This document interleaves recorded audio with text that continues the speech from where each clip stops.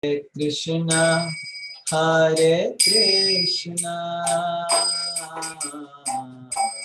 Krishna Krishna Hare Hare Hare Rama Hare Rama Rama Rama Hare Hare Krishna Hare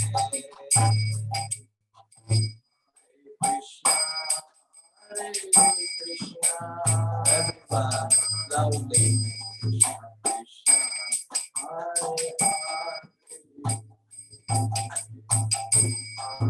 Hare Rama please clap Krishna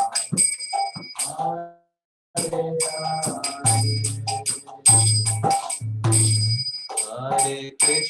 Hare Krishna Krishna Krishna Hare Hare Hare Rama Hare Rama Rama Rama Hare Hare Hare Krishna Krishna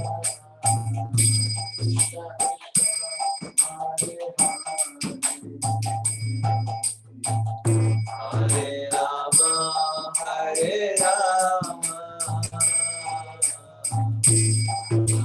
Rama Hare Hare Krishna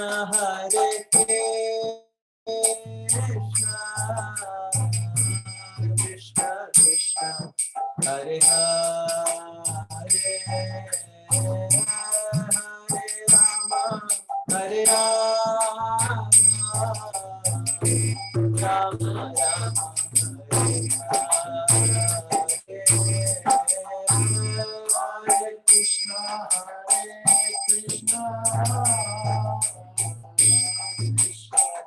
Hare Rama Hare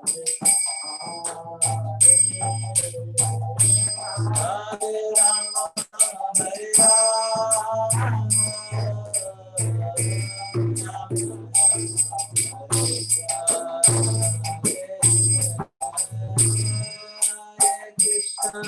Hare Krishna Krishna Krishna Hare Hare Hare Rama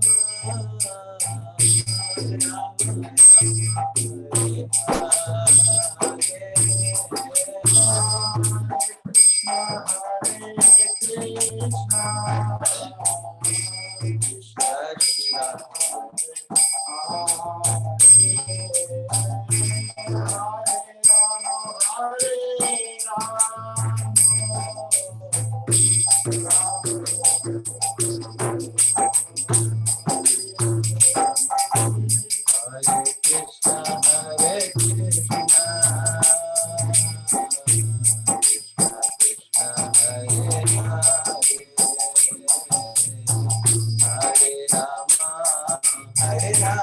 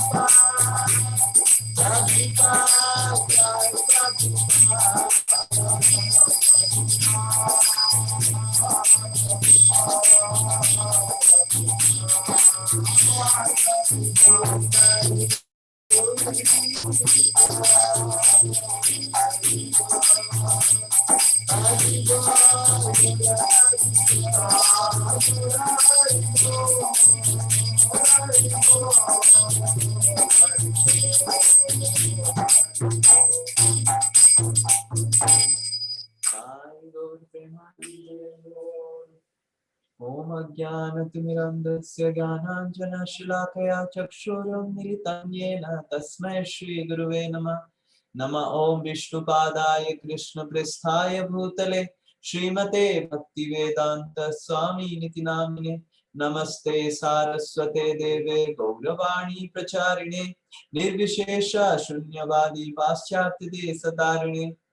हे कृष्ण करुणा सिंधु दीनबंधु जगतपते गोपेश गोपिका कांता राधा कांता नमस्तुते। तप्त कांचन गौरांगी श्री राधे वृंदावनेश्वरी वृषभानुसुते देवी प्रणमामि हरि प्रिये। जय श्री कृष्ण चैतन्य प्रभु नित्यानंद श्री अद्वैत गदाधार श्रीवासादि गौर भक्त वृंद। हरे कृष्ण कृष्ण कृष्ण हरे हरे राम राम राम हरे हरे। मूकं करोति वाचालं पंगुं लंघायते गिरिं यत्कृपातमहं वन्दे श्रीगुरु दीनतारिणं श्रीपरमानंद माधवं श्रीचैतन्येश्वरम्। हरे कृष्ण। तो मैं आप सबको स्वागत करता हूँ हमारी ब्रजमंडल परिक्रमा की 29वां दिन में। हरे कृष्ण। तो हम सब पिछले 28 दिन से वृंदावन धाम की परिक्रमा लगा रहे हैं और परिक्रमा लगाते लगाते पूरा ब्रजमंडल भूमि का दर्शन कर चुके हैं। और हम जैसे चालू किए आप सबकी रिवीजन करने के लिए शेष साई, खेलन बन शेरगढ़, कोकिलबन, फिर छाता, चीर घाट, नंद घाट, फिर नंद घाट से यमुना क्रॉस करके हम भद्रवन, भांडीरवन, बिलवावन, मानसरोवर, लोहवन, रावल, गोकुल, दाऊजी, महावन, फिर यमुना क्रॉस करके मथुरा, मथुरा से हम आए मधुबन, मधुबन से तालवन, तालवन से कुमुदवन, कुमुदवन से बहुलवन, बहुलवन से हम राधा कुंड, राधा कुंड से हम डिग करके ग्राम से होके हम वापस ये डिग आए। ये डिग से फिर बद्रीनाथ, केदारनाथ और फिर काम्यवन। तो इस तरह हम ऑलमोस्ट एक चक्कर लगा के फिर कोकिलवन के पास पहुंच जाएंगे। ऑलमोस्ट वृंदावन धाम का हमारा परिक्रमा एक चक्कर में समाप्त हो रहा है। और बीच में हमने बरसाना, ऊंचा गांव और नंदगांव का भी दर्शन किया। आज हम काम्यवन का दर्शन करेंगे, फिर कल खदीरवन, खदीरवन से हमारा परिक्रमा समाप्त होगा। और अगर देखेंगे ये पूरा चक्कर में एक जगह बच जाता है, वो है छठी घरा। वो छठी घरा का दर्शन हम कल दोपहर कालीन सत्र में करेंगे। हरे कृष्ण। तो अगर हम थोड़ा रिवाइज प्रकट हुए आदि बद्री इधर ब्रज में, और उसके बाद बद्रीनाथ का कथा सुने, फिर हम केदारनाथ का कथा सुन के केदारनाथ गौरी कुंड का कथा सुने। जिस तरह शिव जी नारायण जी की बात मान के केदारनाथ चले गए बद्रीनाथ होके। तो ये हमारी ओरिजिनल केदारनाथ है, हिमालय वाला, और ये हमारा ब्रज केदारनाथ है। और इनका चढ़ाई भी ब्रज केदारनाथ का बहुत ही एक्साइटिंग एडवेंचरस रहता है, और भक्त लोग जब जाते हैं तो बहुत ही रोमांचक चढ़ाई रहता है ब्रज केदारनाथ की। और ये है हमारे केदारनाथ की शिव जी। जय केदारनाथ भगवान की। तो बहुत ही सुंदर शिवलिंग है, और शिव जी का जटा भी दर्शन कर सकते हैं आप इस शिवलिंग में। और केदारनाथ से चल चल के हम काम्यवन की पास पहुंचते हैं। काम्यवन में पहला हमारा पड़ाव है कामेश्वर महादेव। जैसे हमने कथा सुना था कि ब्रज में सॉरी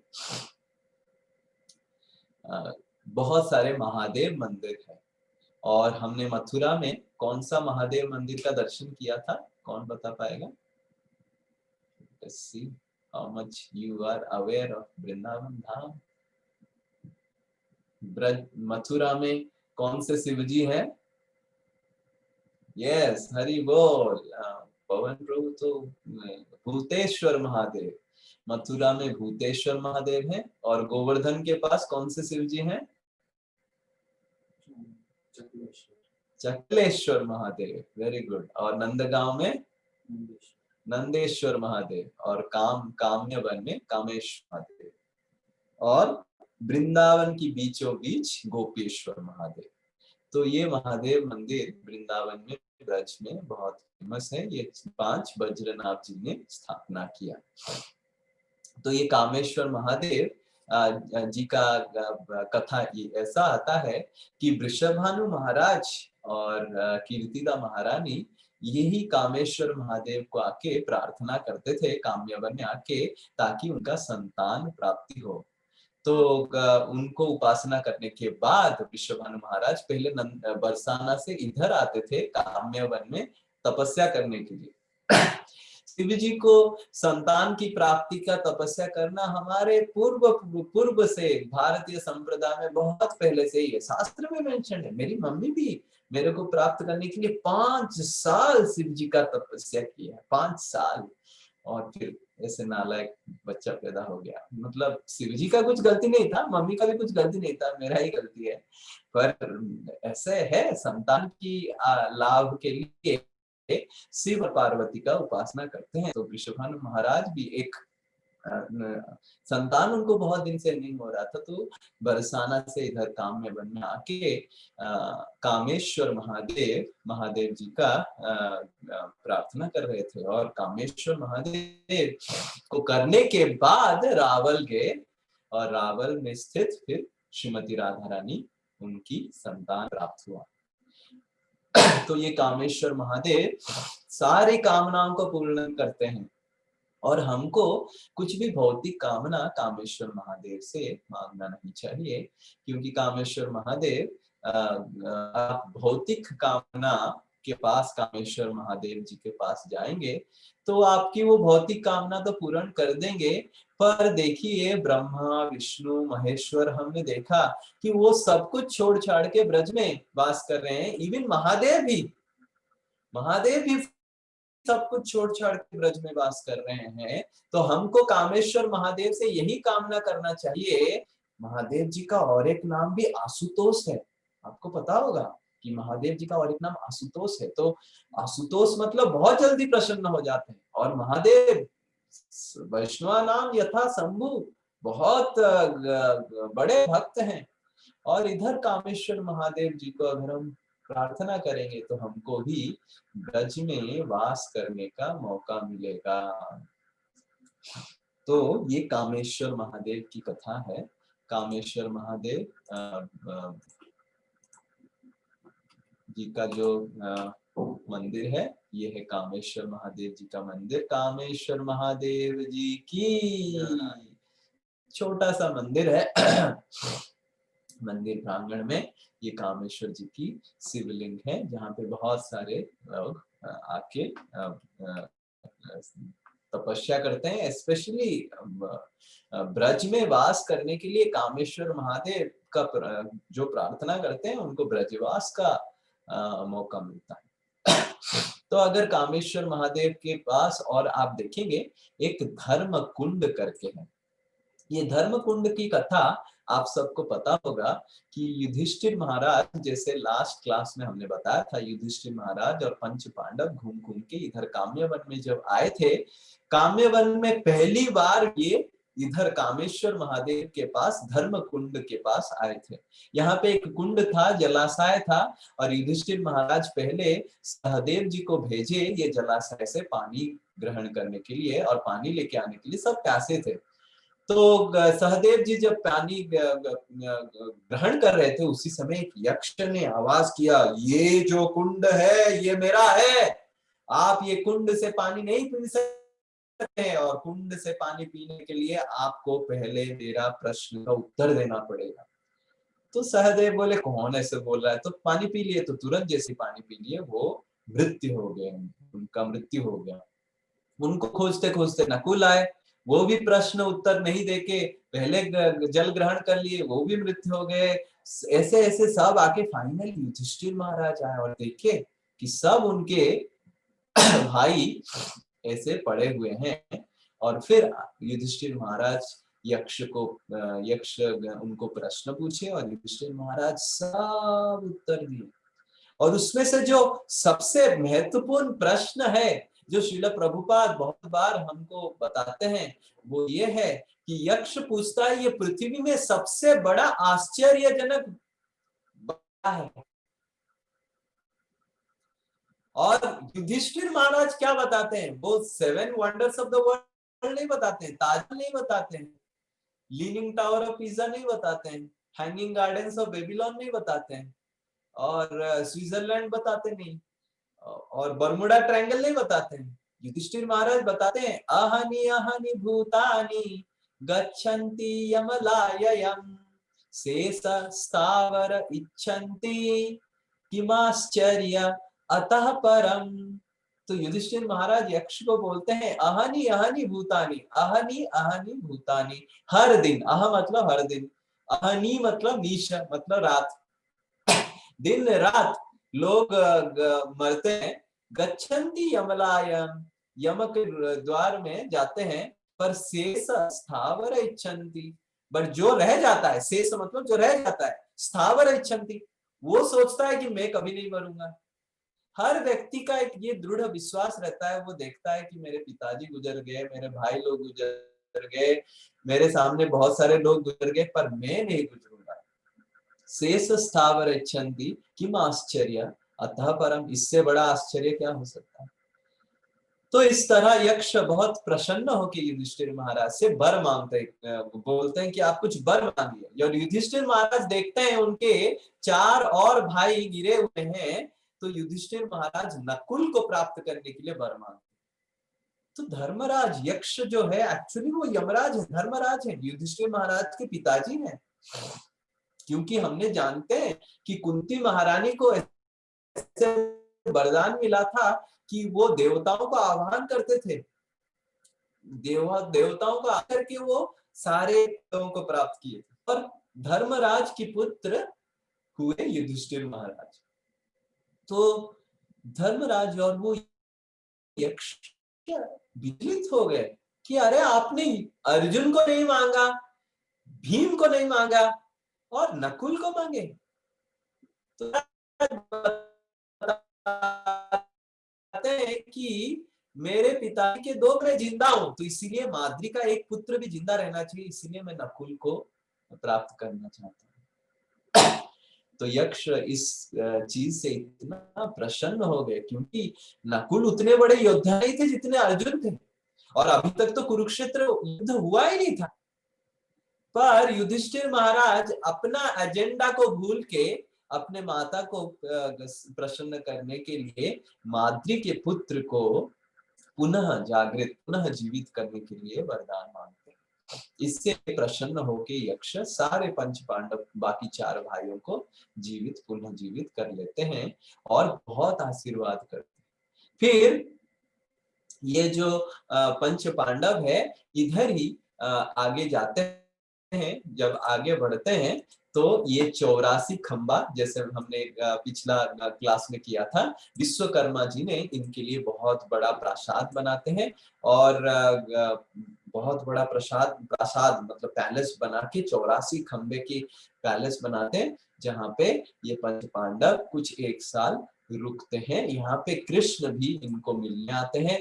दुर्वासा मुनि भी बहुत बार इनको मिलने आए हैं इधर काम्यवन में। और हम आपको अगर याद होगा हमने जो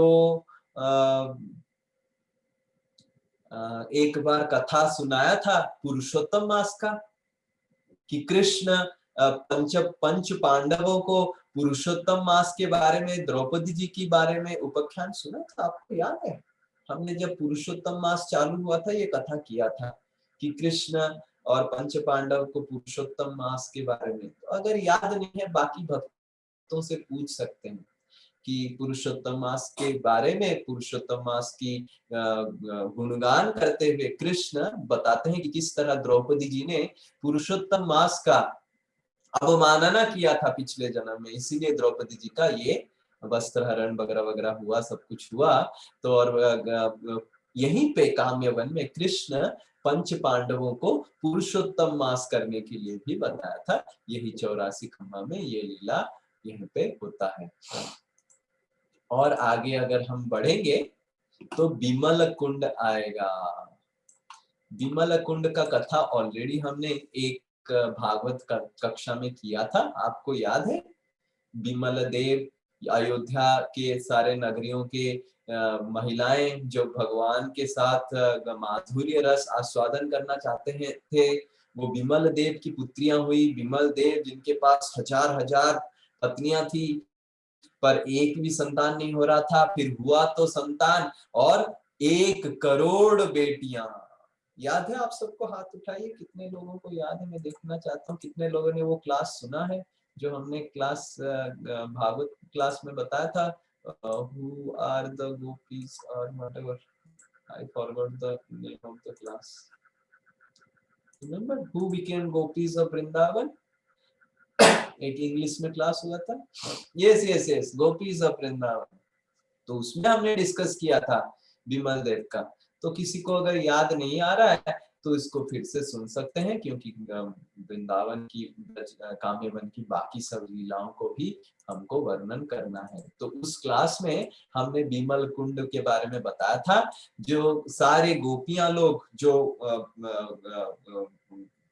कृष्ण पूरा सिंध देश पाकिस्तान से सारे गोपियों को इधर लेके आते हैं काम्यवन, और विमल कुंड के पास विमल कुंड के पास और जब रास लीला है, उनके जो लड़कियां लोग, सोचिए त्रेता युग से वेट कर रहे हैं भगवान के साथ नृत्य करने के लिए, तो उनका जो अश्रु जल होता है, उस अश्रु से, प्रेम के अश्रु से ये विमल कुंड बना हुआ है। और पूरा कथा आप वो उसमें सुन सकते हैं, वो जो रिकॉर्डिंग है यूट्यूब में अपलोड है। आगे जाएंगे तो आता है यशोदा कुंड। ये बहुत ही महत्वपूर्ण जगह है। इसका कथा समझने के लिए आपको थोड़ा इधर आना पड़ेगा। तो ये काम्यवन है, और देखिए काम्यवन और नंदगांव बहुत पास पास में है। मैप में देखिए, काम्यवन की नॉर्थ ईस्ट डायरेक्शन में नंदगांव आता है, देख पा रहे हैं सब? तो नंदगांव से भगवान कभी कभी इधर विचरण करते हैं, गोचारण करने के लिए विचरण करते हुए। कभी कभी ऐसे होता है कि भगवान की विरह में यशोदा महारानी इतनी विचलित हो जाती है, इतना विचलित हो जाती है, इतना विचलित हो जाती है कि दौड़ दौड़ के कभी कभी उनको पता चलता है कि कान्हा अभी काम्यवन में है, कान्हा अभी काम्यवन में है। तो ये काम्य वन के पास इस जगह के पास आती है और उनको खाना खिला के कृष्ण को वापस चली जाती है। तो यहाँ पे यशोदा कुंड इधर ही है। तो बहुत बार ऐसे हुआ है कि कृष्ण जब भी यशोदा महारानी ज्यादा विचलित होती है तो जहां जहां गोचार कर रहे हैं फिर से आके काम्य वन के पास आ जाते हैं और यशोदा महारानी उनको आके फिर से खिलाते हैं और फिर चले जाते हैं। इसीलिए इस काम्य वन के पास एक स्थान है जो देखेंगे, जिस स्थान का नाम है, आगे जाके मैं दिखाता हूं, जिसका नाम है भोजन स्थली। अगर आप देखेंगे, हाँ देखिए इधर ऊपर है ये काम्य वन की बाहरी परिक्रमा है। ये विमल कुंड है, देखिए ये विमल कुंड है और बाहरी परिक्रमा में इधर एक ये देखिए भोजन स्थली देख पा रहे हैं? ये जो जगह है भोजन स्थली, यहाँ पे अभी भी आप जाएंगे तो इस तरह का पत्थर से बना हुआ कप्स और प्लेट्स आपको मिलेगा जहां पे भगवान प्रसाद ग्रहण करते थे अपने गोप बालकों के साथ, गोप सखाओं के साथ। तो ये यशोदा कुंड की लीला है और यशोदा कुंड के पास ये हम सेतु बंध कुंड के पास पहुंचेंगे। इधर ये जो लीला है वो अत्यंत रमणीय है। तो ये सेतु बंध के पास एक बहुत बड़ा काम्य वन में, काम्य वन आदि वराह पुराण कहता है कि Kamya Van is one of the most beautiful forest in Vrindavan. Kamya, Kamya मतलब ब्यूटीफुल है कि नहीं? रम्य, काम्य तो मतलब बहुत सुंदर। तो काम्य वन मतलब बहुत ही सुंदर वन। और पहले जो कृष्ण भगवान के समय ये बहुत बड़ा इधर एक झील हुआ करता था और इतना बड़ा झील हुआ करता था कि जब गोपी लोग आते थे कभी कभी इस झील को पार करने के लिए घूम के आना पड़ता था। तो एक दिन गोपी लोग जब झील के उस ओर थे और उनको उस ओर जाना था तो उनको बहुत थकावट आ रहा था कि कैसे उसको घूम के इतना पार करना है। तो गोपी लोग देखे कृष्ण और सारे सखाए लोग गायों के साथ चर रहे हैं, इधर चरा रहे हैं गायों को और खेल रहे हैं, खेल कूद कर रहे हैं। तो गोपी लोग पूछने लगे, कान्हा तुम हर वक्त बोलता रहता है कि मैं पिछले युग में रामचंद्र होके आया था, ये किया था, वो किया था। कैसे रामचंद्र तुम, हम कैसे विश्वास करें कि तुम रामचंद्र बन के आया था और इतना बड़ा समुद्र के ऊपर इतना बड़ा सेतु बांध लिया था? हम विश्वास नहीं करते। अगर ये छोटू सा कुंड में, झील में अगर तुम एक सेतु बांध सकता है तब हम विश्वास करेंगे शायद तुम पिछले जीवन में, पिछला युग में रामचंद्र बन के आया था। तो कृष्ण तुरंत बांसुरी बजाने लगे और जैसे ही बांसुरी बजाए सॉरी, बहुत सारे बंदर लोग आने लगे। और बंदर लोग जनरली बहुत नटखट होते हैं, पर जैसे ही कृष्ण बुलाए सब बंदर ऐसे खड़े हो गए और तुरंत कृष्ण आदेश दिए कि मैं चाहता हूं इस झील के ऊपर एक बहुत बड़ा बांध आप बांध लीजिए। तो तुरंत सारे बंदर लोग कृष्ण का नाम लिख लिए, सारे पत्थर में कृष्ण का नाम लिख लिए और जब कृष्ण का नाम लिखे और झील के अंदर डाले सब पत्थर तैरने लग गए। तो ललिता और विशाखा विचलित गए और ललिता देवी और विशाखा देवी पत्थर डालने लग गए और उनका पत्थर डूब गया, पर बंदर लोग जो पत्थर डाल रहे थे वो सब बहने लग गया। और बस देखते ही देख के बस आधा घंटा में बहुत बड़ा सेतु बन गया और कृष्ण फिर उस सेतु के ऊपर खड़े होके गोपियों को बुलाया कि देखो अभी आपका क्या कहना है। तो गोपी लोग गए सेतु के ऊपर, देखे कि हाँ सही में सेतु बन गया। तो गोपी लोग बोले क्योंकि तुम इतना नटखट है इसीलिए ये बंदर लोग भी, वो भी नटखट है, तुम भी नटखट है, इसीलिए बंदर तुम्हारा बात मान लेते हैं, इसीलिए इतना बड़ा सेतु बांध दिया।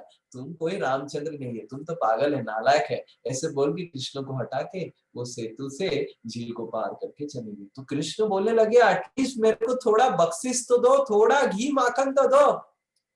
तो गोपी लोग बोले काहे का बख्शिश, कुछ बख्शिश नहीं, ये सब कुछ इसके लिए कुछ बख्शिश नहीं मिले। तो ये जो लीला सेतु बंध लीला, अभी भी आप जाएंगे इस झील का कुछ थोड़ा सा पोर्शन अभी भी बाकी है, और आप अभी भी देख पाएंगे कि पत्थर का सेतु बंध का अभी भी बाकी है, जहां पे आप दर्शन कर सकते हैं। तो ये सेतु बंध का लीला इधर ही काम्यवन में हुआ था, जहां आप दर्शन इसको कर सकते हैं। उसके बाद हम वृंदे देवी का दर्शन करेंगे। जय वृंदे देवी की। ब्रज में दो वृंदे देवी हैं। एक वृंदे देवी का दर्शन हमने किया था, किसी को याद है कहाँ पे हमने किया था? किसी को याद है? एक वृंदे देवी का हमने दर्शन किया था, आरती भी देखा था, कहाँ पे? हाँ, नंदगांव, वेरी गुड। नंदगांव में हमने वृंदे देवी का दर्शन किया था, याद है? वृंदा कुंड। लेट हो रहा था प्रभु जी, 5:30 बजे, फिर दर्शन बंद था, फिर फाइनली हमने दर्शन किया, सुंदर वृंदे देवी का दर्शन नंदगांव में। आप सब भूल जा रहे हैं, क्या होगा, कैसे ब्रज में प्रवेश करेंगे, भूल जा रहे हैं। तो ब्रज में दो वृंदे देवी की मंदिर है, एक तो वृंदा कुंड और ये है काम्यवन में वृंदे देवी। ये वृंदे देवी की कथा बहुत ही रमणीय है।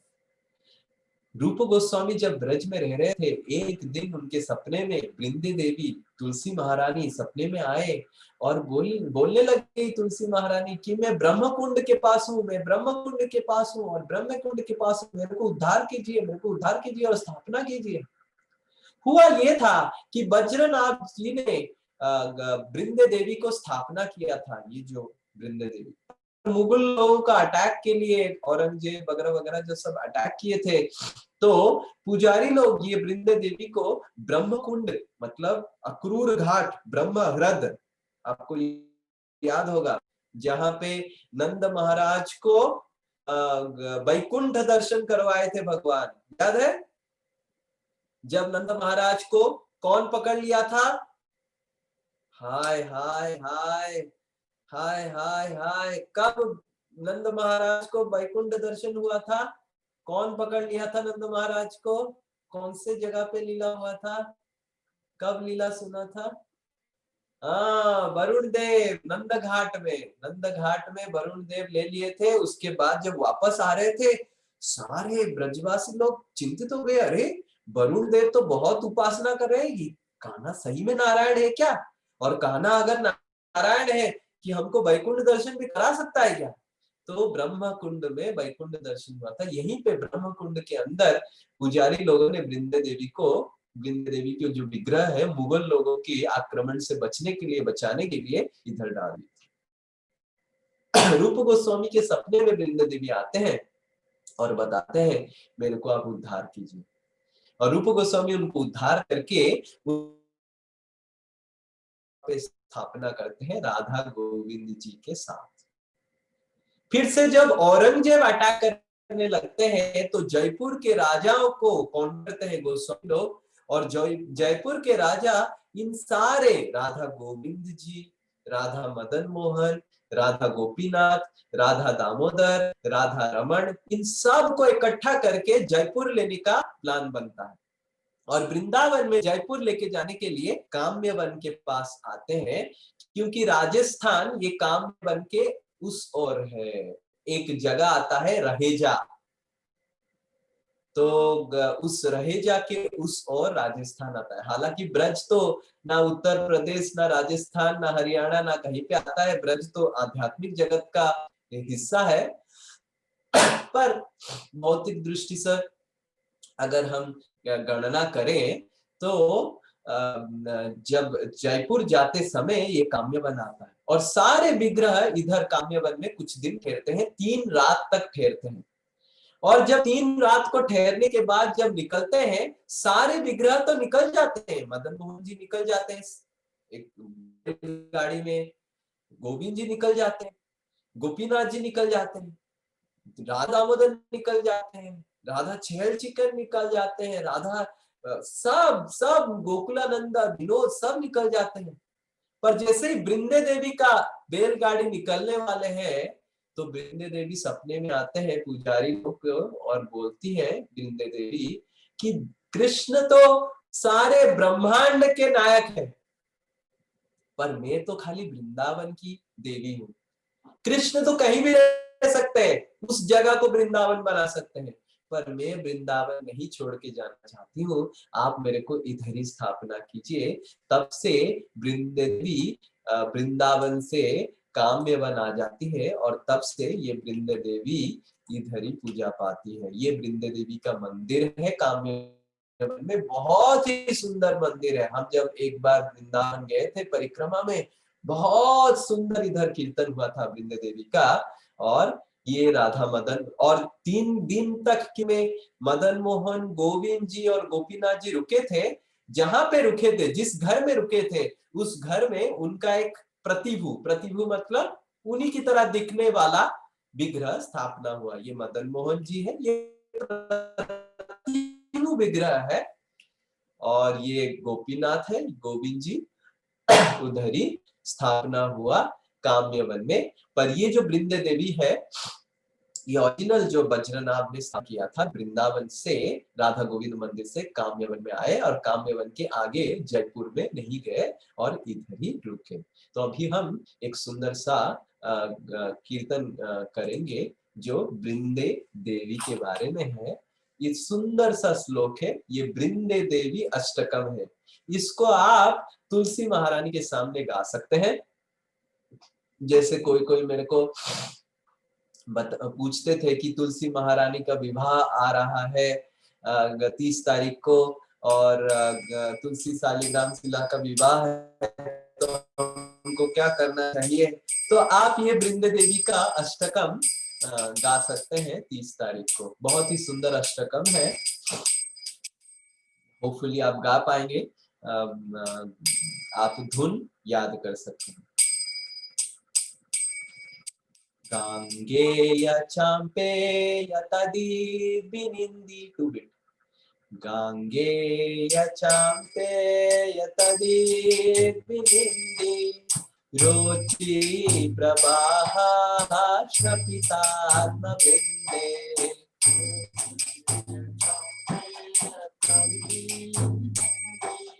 रोचि प्रवाहा श्रपितात्म वृंदे, बंधु का बंधु दिव्यवासो वृंदे नमस्ते चरणारविंदम।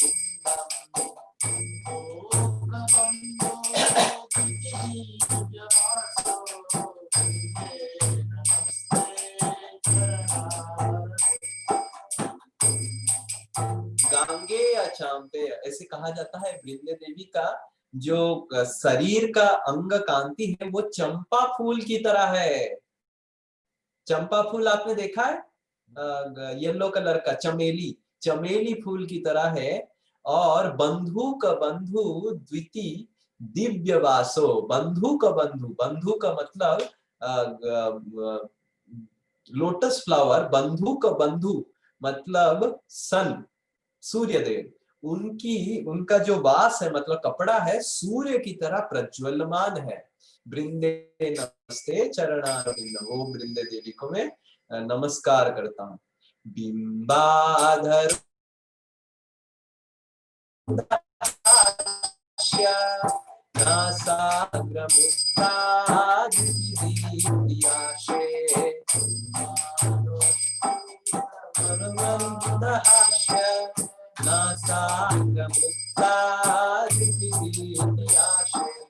विचित्र रत्न भरण श्रियाध्ये वृंदे नमस्ते नमस्ते चरणारविन्दम्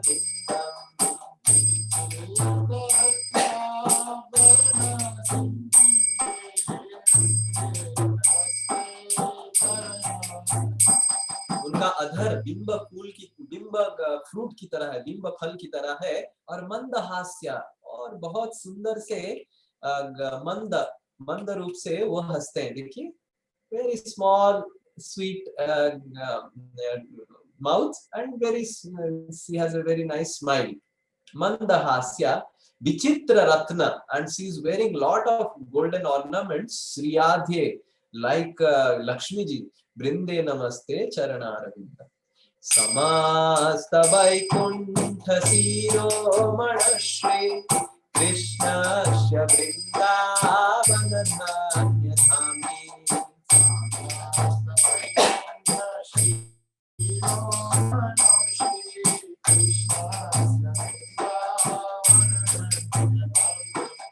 दत्ताधिकारे वृषभानुपुत्र्या वृन्दे नमस्ते चरणारविन्दम्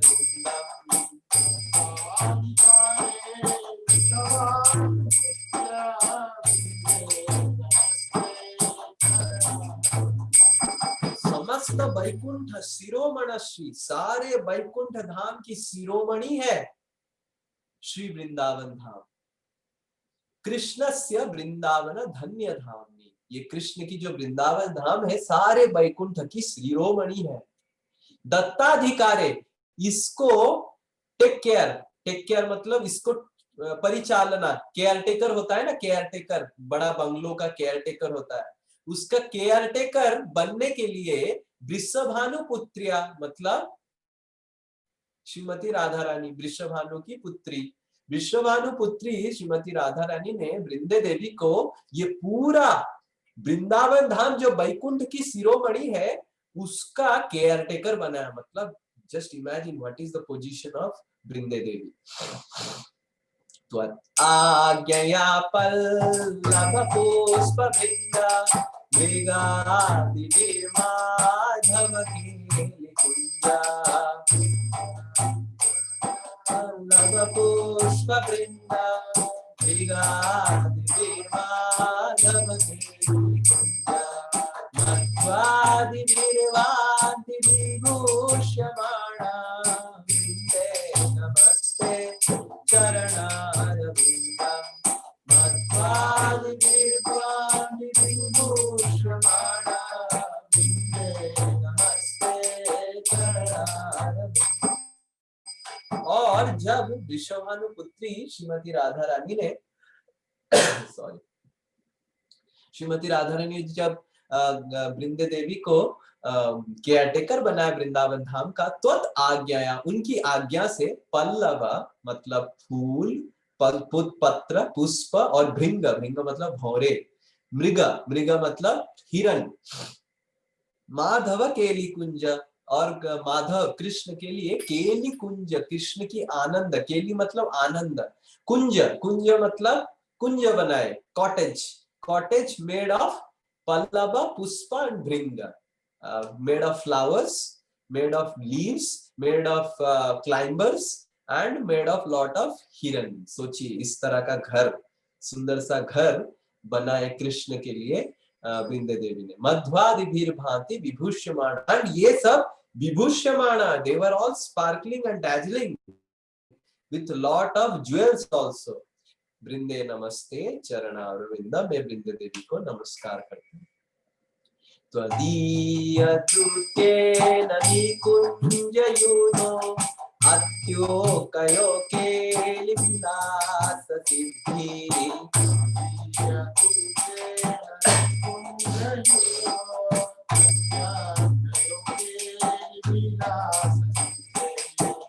सौभगं केन निरुच्यतां वृंदे नमस्ते चरणारविन्दम्। सौभगं केन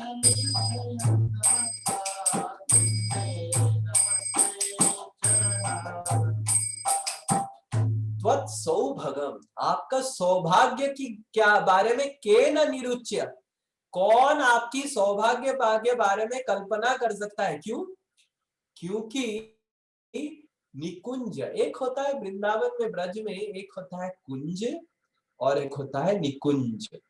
आपको पता है कुंज और निकुंज के बीच में difference?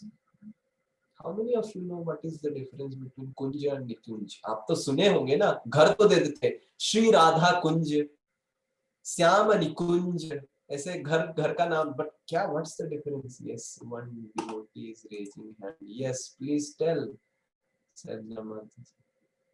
Nikunj has top coverage, okay okay, Nikunj has top coverage,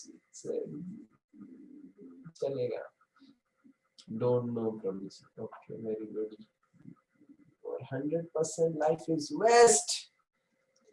तो कुंज और निकुंज का ये अंतर है, kunj is like house and nikunj is like bedroom.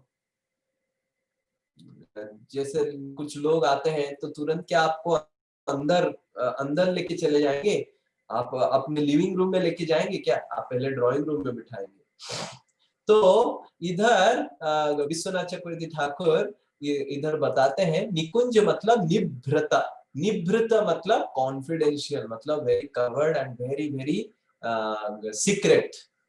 कुंज मतलब it's like a house and in that there is nibhrit kunj, और निभृत कुंज में केवल राधा रानी और कृष्ण का प्रवेश है और कोई नहीं जाता है। ललिता देवी और विशाखा देवी भी नहीं जाती है, पर वृंदे देवी के जो असिस्टेंट है पैरट्स, वो जाके इंफॉर्मेशन लेके आते हैं कि क्या अभी जरूरत है, उनको कुछ खाने की जरूरत है, उनको कुछ पीने की जरूरत है, कपड़े की जरूरत है, फूलों की माला कम पड़े या क्या, और क्या जरूरत है, राधा रानी को कुछ जरूरत है।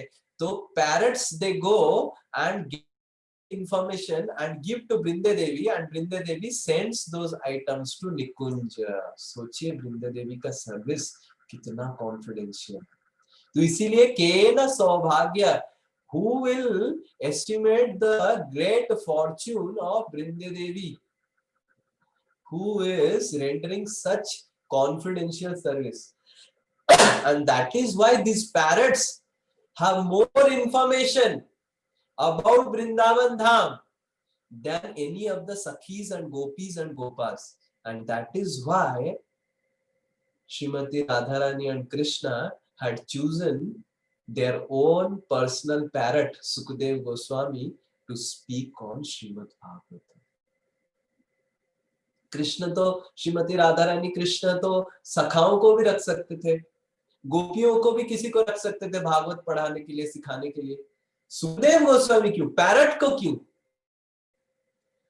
तो ये रीजन है पैरट का। रीजन ये है कि पैरट जहां पहुंच पाता है वहां पे गोपी लोग भी पहुंच नहीं पाते हैं। त्वदीय दूत्येन, देखिए एक वर्ड लिखा हुआ है इधर, दूत्येन, दूत्येन, दूत, दूत मतलब समझते हैं, मैसेंजर। तो वृंदे देवी हैज लॉट ऑफ मैसेंजर्स या दूत, those who are parrots under Brinde Devi, and they have entrance to such confidential nikunjas of Vrindavan which no one can enter, and that is why to tell these confidential pastimes Srimati Radharani and Krishna had chosen Sukadev Goswami to come down, who is the personal parrot of Srimati Radharani।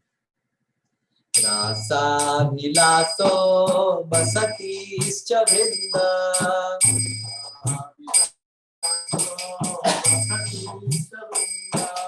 वने त्वदीशाङ्घ्रि सरोजसेवा,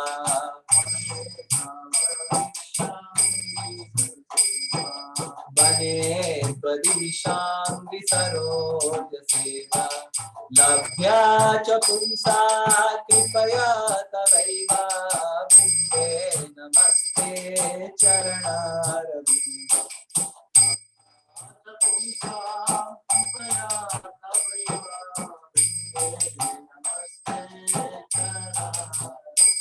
रासा अभिलाष, अभी विश्वनाथ चक्रवर्ती ठाकुर बोलते हैं कि इतना प्रार्थना किया, 5 श्लोक है वृंदे देवी आपका प्रार्थना किया, तो वृंदे देवी प्रश्न पूछते हैं इतना मेरा प्रार्थना क्यों कर रहा है। तो अभी विश्वनाथ चक्रवर्ती ठाकुर बताते हैं रासा अभिलाषो बसतीश्च वृंदा, मैं वृंदावन में वास करना चाहता हूँ वृंदे देवी, आपका बने वृंदावन में त्वद ईशांग्री सरोज सेवा, मैं आपकी चरण ईशा, त्वद ईशा, त्वद ईशा कौन है, वृंदे देवी की ईशा कृष्ण और राधा रानी, अंग्री उनकी चरण की सरोज सेवा, उनकी सेवा करना चाहता हूँ। लभ्या च पुंसा कृपया तवैव, और क्योंकि मेरे को पता है कि कोई भी मनुष्य ये चीज को प्राप्त करने के लिए आपकी कृपा से ही ये प्राप्त हो सकता है, क्योंकि you are the HR manager, service manager of Vrindavan Dham, और मैं वृंदावन धाम में मेरे को आपकी मास्टर राधा रानी और कृष्ण का सरोज सेवा करना है, और बिना आपका कृपा के मैं लाभ नहीं कर सकता हूँ, इसीलिए मैं आपको प्रार्थना कर रहा हूँ वृंदे देवी, आपको नमस्कार कर रहा हूँ। रासा भलासो बसतिश्च वृंदा बने त्वदीशांग्री सरोज सेवा, त्वं कीर्तयेशात्मतन्त्र विद्धि लीला विधाना किल कृष्ण शक्ति,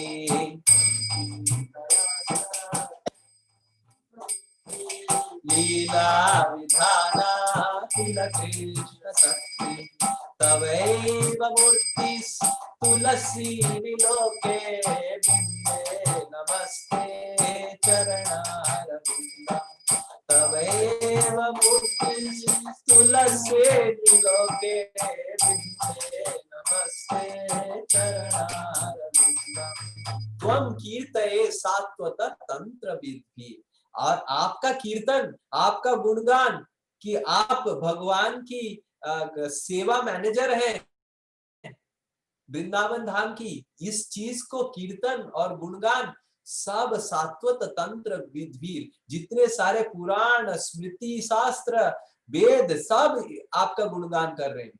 क्या गुणगान कर रहे हैं? लीला विधान किल कृष्ण शक्ति, भगवान की लीला विधान, भगवान की लीला कैसे अच्छे से हो, भगवान की लीलाओं में जो कॉस्ट्यूम जरूरत है, भगवान की लीलाओं में जहां जहां फूल माला जहां कुछ जरूरत है, उसका स्टॉक मैनेजर, उसका सर्विस मैनेजर आप है वृंदे देवी, और मेरे को आप कुछ तो सेवा दे दीजिए वृंदे देवी, छोटू सा मैं कुछ भी करने के लिए तैयार हूँ वृंदे देवी, भिक्षा मांग रहा हूँ, छोटू सा चुन्नू सा मुन्नू सा, कोई भी स्टॉक रूम में, वेयर हाउस में, गोडाउन में, टेलर शॉप में, फ्लावर गार्लैंड मेकर शॉप में, या फिर अलंकार बनाने का शॉप में, कहीं पे भी, या खाना बनाने का जगह में, कहीं पे भी छोटू सा सेवा मेरे को दे दीजिए, वृंदे नमस्ते चरणारविंदम, तवैव मूर्ति तुलसी ने, और इसको निर्लोक में नरलोक में सबको आपकी कृपा प्रदान करने के लिए आप तुलसी महारानी के रूप में ये नरलोक में आते हैं, ताकि आपका कृपा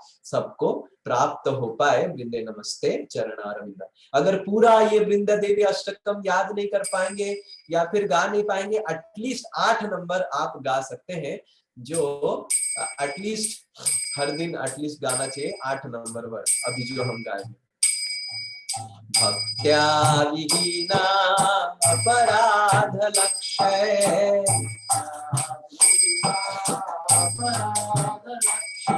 क्षिप्ताश्च कामादितरङ्गमध्ये,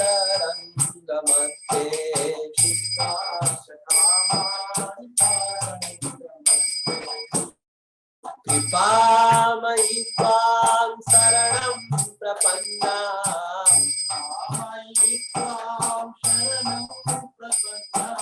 वृंदे नमस्ते चरणारविन्दम्,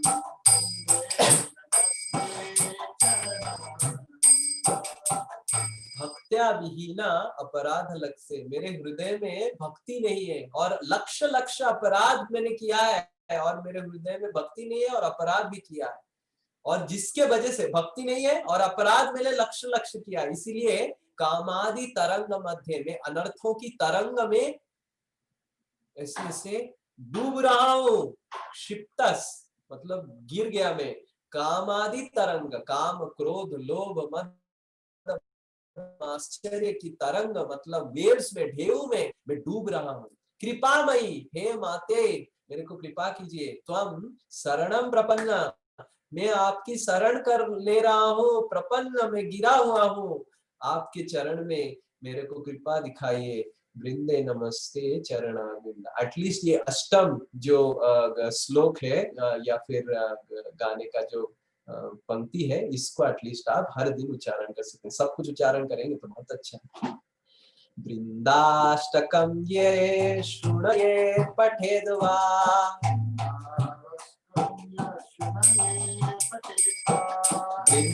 वृंदावनाधीश पादाब्ज भृंगा,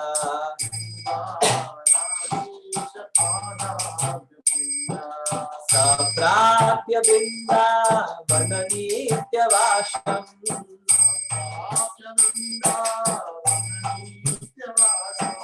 सप्राप्य वृंदावन नित्यवासम्।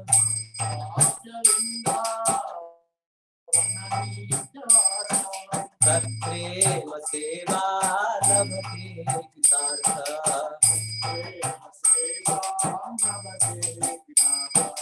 तत्प्रेम सेवा लभते कृतार्थ।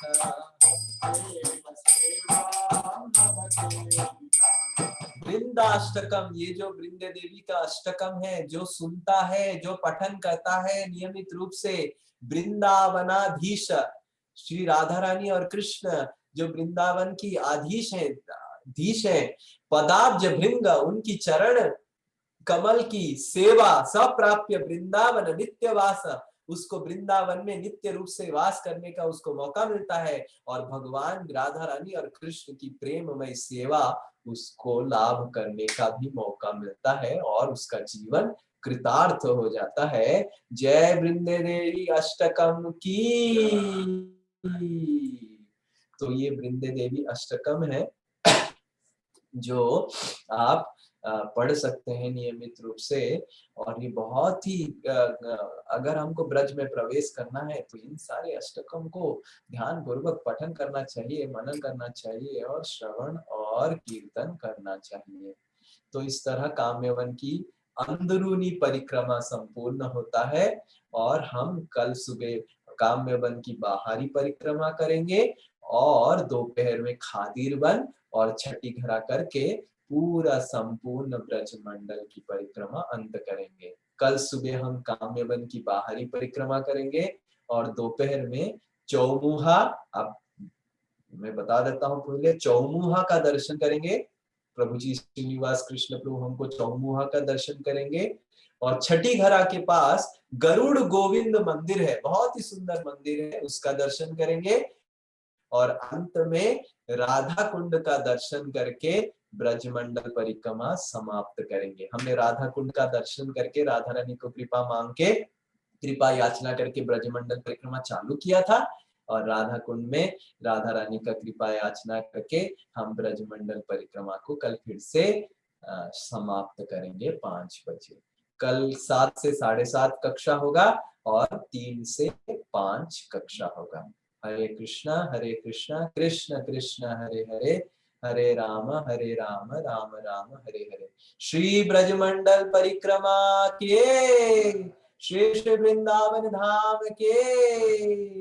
वांछा कल्पतरुश्च कृपा सिंधुभ्येव च पतितानां पावनेभ्यो वैष्णवेभ्यो नमः। जय अनंत कोटि वैष्णव वृंद की जय। आप सभी वैष्णवों की कृपा से मैं आज कक्षा ले पाया। हालांकि हालत बहुत नाजुक है। हरे कृष्ण।